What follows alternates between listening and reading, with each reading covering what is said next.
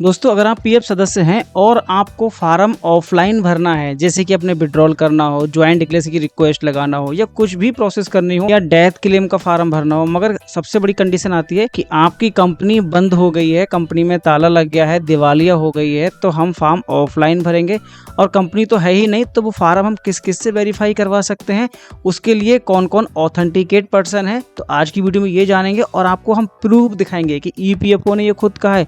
क्योंकि जैसे ही आप फॉर्म वेरीफाई कराए जाएंगे बैंक मैनेजर से, तो वो कहेगा भाई हमें तो कोई ऐसी गाइडलाइन मिली नहीं है, हमें तो कोई जानकारी है ही नहीं, आप लिखित दिखाइए कि कहाँ ऐसा लिखा हुआ है कि फार्म को बैंक मैनेजर वेरीफाई कर सकता है। तो हम आपको वो प्रूफ भी दिखाएंगे, वो पीडीएफ भी देंगे आपको, और ईपीएफओ की गाइडलाइन में वो चीज़ दिखी हुई है, हिंदी इंग्लिश दोनों में लिखी हुई है। तो उसी में आपको विद प्रूफ आपको जानकारी देंगे कि ऑफलाइन फार्म आप किस किस से वेरीफाई करा सकते हैं। पहले तो बैंक मैनेजर से वेरीफाई कर सकता है, उसके बाद और भी दूसरे पर्सन है। अगर आपका बैंक मैनेजर फॉर्म वेरीफाई नहीं कर सकता है तो किन किन से वेरीफाई कर सकते हैं। दोस्तों वीडियो बहुत इन्फॉर्मेटिव है, तो शुरू से लास्ट तक बने रहिएगा। चैनल पर आप पहली बार आए तो सब्सक्राइब कर लीजिएगा, फेसबुक पेज पर देख रहे हैं तो फॉलो कर लेना। आपकी कोई भी समस्या है तो बात कर सकते हैं। बात करने के लिए इस वीडियो के डिस्क्रिप्शन में इंस्टाग्राम आईडी का लिंक दे रखा है, फॉलो करके मैसेज कीजिएगा। दोस्तों जब भी आप अपना कोई भी पीएफ का क्लेम लगाते हैं, मगर सबसे बड़ी अड़चन आती है कि आपकी कंपनी है ही नहीं, बंद हो चुकी है। दोस्तों इसमें एक विशेष ध्यान ये रखना है कि कंपनी बंद होने का मतलब है कि पीएफ के रिकॉर्ड में वो कंपनी बंद होनी चाहिए। कोई भी रीजन हो सकता है, दिवालिया हो गई हो या उसको घाटा हुआ हो, जो भी हो वॉट एवर रीजन, बट बंद होनी चाहिए। वो कंडीशन नहीं होनी चाहिए कि सर मेरी कंपनी तो पहले दिल्ली में थी, उसका हेड ऑफिस चेंज हो गया, बेंगलोर में पहुंच गया, तो वो कंडीशन आपकी लागू नहीं होगी। फिर आपको जो फॉर्म वेरीफाई करवाना होगा वो कंपनी के द्वारा ही वेरीफाई करवाना होगा।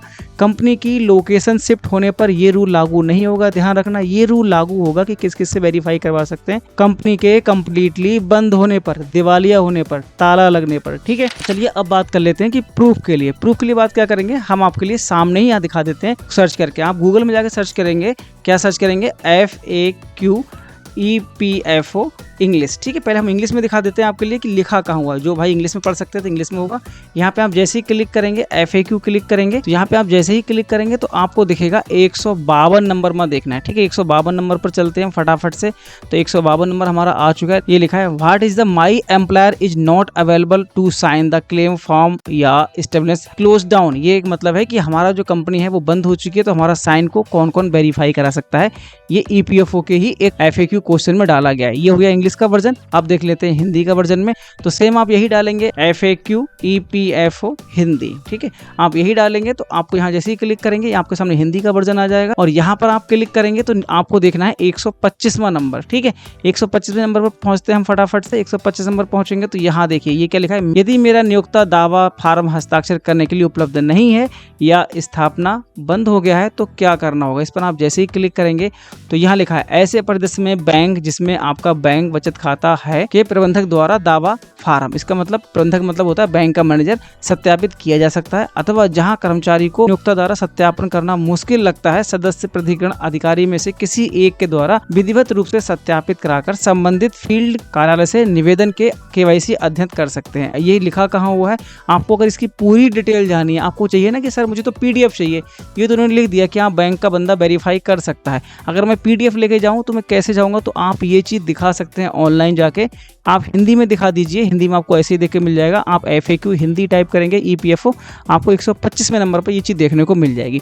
अब आगे इन्होंने और दिया है कि ये हमने लिखा कहाँ पर है, ये लिखा है MP वॉल्यूम 2 के पैरा 10.8 में जाकर ये चीज़ की लिस्ट बना रखी है कि कौन कौन आपके फार्म को वेरीफाई करा सकता है। तो चलिए अब बात कर लेते हैं वो लिस्ट के बारे में। दोस्तों वीडियो यहाँ तक इन्फॉर्मेटिव लग रही हो, जानकारी अच्छी लग रही हो, वीडियो को लाइक और चैनल को सब्सक्राइब जरूर कर लीजिएगा। ठीक है, अब हम बात करते हैं कि वो PDF कहाँ से मिलेगी। तो दोस्तों ये जो नियम है वो कहाँ है, कौन कौन वेरीफाई करा सकते हैं वो देख लेते हैं। तो दोस्तों हमने इस PDF को सेव करके रखा हुआ है। यहाँ पे आप चेक करेंगे MP पार्ट में सेकंड करके, और इस पर आप जैसे ही क्लिक करेंगे इस PDF पर तो आप यहाँ पे देख लीजिए। वैसे ये पैरा बहुत बड़ा है, मैं पूरी PDF आपको दे सकता हूँ। आपको क्या करना है, अगर आपको फोटो कॉपी निकालनी है तो 297 पेज है इसमें। ठीक है, इस पैरा में 297 है। तो 10 पैरा ये आ चुका है। देखो यहाँ देखिए, यहाँ पे पैरा चल रहे हैं 10-17 चल रहे हैं, ऐसे 10-18 आएगा, आपको 10-18 दिखेगा। यहाँ पे ध्यान रखना है।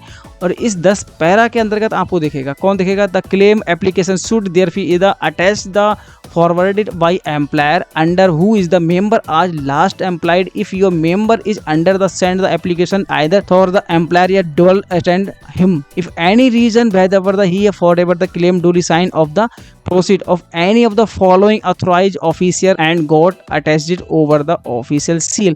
ये कह रहे हैं भाई इनके अलावा जो कंपनी है वो तो वेरीफाई कर ही सकती है, अगर कंपनी क्लोज हो गई है, बंद हो गई है, तो इनके लिए जो साइन और सील जो ऑफिशियल अप्रूव्ड है वो आप लगाएंगे। आपको करना क्या है, जो भी आपके संबंधित ऑफिसर होंगे उनके आप साइन लेंगे और उनका जो ऑफिशियल रजिस्टर्ड सील है वो आप जरूर लगाएंगे। मतलब सीधा समझिए साइन और स्टैंप दोनों होने चाहिए फार्म पे। अब कौन कौन वेरीफाई करा सकता है वो लिस्ट देखिए। मजिस्ट्रेट करा सकता है, एक गजेटेड ऑफिसर कर सकता है, ठीक है, पोस्ट या सब मास्टर कर सकता है, president of the village union कर सकता है, ठीक है, president of village panchayat who is the at a union board, ठीक है, चेयरमैन ऑफ द सेक्रेटरी जो एमपी हैं एमएलए हैं वो सब कर सकते हैं, और जो गांव का अपना जो प्रधान है वो भी इसको वेरीफाई कर सकता है। ये पूरी लिस्ट दी है, ठीक है। आपको लिस्ट कितनी दी है, ये दी है। लेखपाल तक कर सकता है, जस्टिस ऑफ पीस या मतलब जज भी कर सकता है, head of the any recognised education institute, कोई भी जो एजुकेशन जो यूनिवर्सिटी है, कोई विश्वविद्यालय है उसका हेड मतलब प्रिंसिपल भी इसको वेरीफाई कर सकता है, ठीक। और यहाँ पे आपको देखिए ये लिखा है option 12 manager of the bank in which the bank account of claimed is maintained, जिसका पीएफ अकाउंट है उसका बैंक मैनेजर किसी भी बैंक से वेरीफाई करा सकता है। बस ध्यान रखना है उनका बैंक अकाउंट उस बैंक में होना चाहिए और वो डिटेल जो पीएफ में है और जो आपके पीएफ के रिकॉर्ड में है वो दोनों सेम मैच करनी चाहिए, ठीक है। नाम और डेट ऑफ बर्थ जो भी है सेम मैच करने चाहिए। तो इतने पर्सन हैं आपके, तो यहाँ पे आपके 1 से लेके कितने पर्सन है, यहाँ देखिए नीचे स्क्रॉल डाउन करेंगे, यहाँ दिखेंगे आपके हो गए 18। ये 18 पर्सन है जो विलेज म्युनिसिपल हैं वो भी कर सकता है। मतलब बहुत से ऐसे पर्सन हैं जो इसको फॉर्म को वेरीफाई करा सकते हैं। तो आपका क्वेश्चन होगा कि सर हम फिर बैंक मैनेजर के पास ही क्यों जाए, हम दूसरे पर्सन के पास जा सकते हैं। बिल्कुल डेफिनेटली जा सकते हैं, मगर ये रहा आपको प्रूफ कि हर बंदा आपसे ये कहेगा भाई हमें तो कोई इंस्ट्रक्शन मिला ही नहीं है, हमें तो कोई जानकारी है ही नहीं, तो आप ये पीडीएफ जरूर दे सकते हैं, दिखा सकते हैं। आपको कौन सा करना है, 163वें नंबर का फोटो कॉपी निकाल के ले जा सकते हैं। इसको आप अगर डिटेल दिखाना चाहते हैं तो पूरी आप प्रिंट निकालेंगे तो 297 पेज हो गए, ठीक है। आपको क्या करना है, 163वें नंबर का फोटो कॉपी निकाल सकते हैं और ये दिखा सकते हैं उनके लिए कि भैया आपका नाम यहाँ पर है, ये प्रूफ हो गया, ठीक है। तो आप इसकी पीडीएफ लेना चाहते हैं तो पीडीएफ में क्या कीजिएगा, इस पीडीएफ का लिंक मैं अपने एक आर्टिकल के लिंक में डाल दूंगा। आपको क्या करना है, इस वीडियो के डिस्क्रिप्शन में आर्टिकल का लिंक मिल जाएगा, वीडियो के डिस्क्रिप्शन में आना है, यहाँ पे आपको मिलेगा कि अधिक जानकारी के लिए वेबसाइट पर जरूर जुड़े। इस पर आपको क्लिक करना होगा तो डायरेक्ट आप इस पीडीएफ पर पहुंच जाएंगे। इसका आप प्रिंट ले सकते हैं और अपने रिलेटेड जो आपका ऑफिसर है उसको दिखा सकते हैं प्रूफ के तौर पर कि सर यहाँ पे लिखा हुआ है कि आप इस फार्म को वेरीफाई करने के लिए एक ऑथराइज पर्सन हो। तो दोस्तों मैंने आपको सारी जानकारी बता दी कि आपको ईपीएफओ ने क्या कहा है, क्या इसके रूल है, कहाँ पर लिखा हुआ है, वो आपको सब दिखा दिया विद प्रूफ मैंने। तो इस प्रकार से आप ऑफलाइन फार्म को जमा कर सकते हैं और अपना करेक्शन या क्लेम को निकालने की कोई भी प्रोसेस कर सकते हैं। दोस्तों वीडियो आपको इन्फॉर्मेटिव लगी तो आपने अभी भी चैनल को सब्सक्राइब नहीं किया, इस चैनल पर आपको ऑथेंटिक जानकारी विद प्रूफ मिलती रहेगी, तो जरूर सब्सक्राइब कर लीजिएगा। फेसबुक पेज पर देख रहे हैं तो फॉलो कर लेना। आपकी कोई भी समस्या है तो जरूर कमेंट कीजिएगा इंस्टाग्राम पर जुड़कर, और वीडियो को सभी के पास जरूर शेयर कर दें, क्योंकि आप भी ढूंढ रहे थे कि ऐसा प्रूफ मिल जाए जिससे हम बता कर पाए कि ऑफलाइन फार्म कैसे भरेंगे, तो और आपके दूसरे फ्रेंड्स हैं उनको भी परेशानी ना हो, उनको भी सही जानकारी सही टाइम पर मिल जाए, जो उनकी भी पीएफ संबंधी कोई समस्या है वो ऑफलाइन फार्म वेरीफाई करवाना चाहते हैं तो वो भी प्रूफ दिखा पाए। चलिए दोस्तों हम मिलते हैं इस प्रकार की और भी अगली इन्फॉर्मेशन वीडियो साथ। चैनल को सब्सक्राइब जरूर कर लीजिएगा। वीडियो देखने के लिए बहुत बहुत धन्यवाद।